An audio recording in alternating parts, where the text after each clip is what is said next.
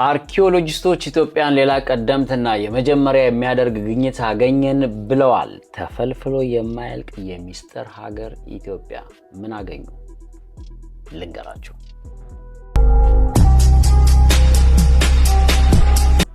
ከቀናት በፊት በአፋር አርኪኦሎጂስቶች ያገኙት ነገር አስደንቆናል ብለዋል። 100 ሺህ ዓመት ያስቆጠረ አጽም ሆኖ ብቻ ሳይሆን ያገኙት አጽም ያረፈው አስክሬን በማቃጠል ጥበብ ነው።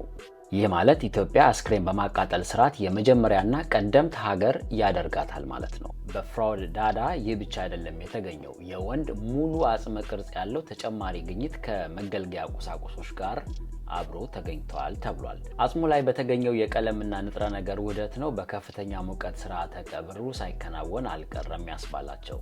ተጨማሪ ምርመራ ግን ይደረጋል ማለታቸውን ዘ ጀሩሳሌም ፖስት ዘግቧል። እኔም አፕዴት አደርጋችኋለሁ። ለጊዜው ግን እንኳን ደስ አለ።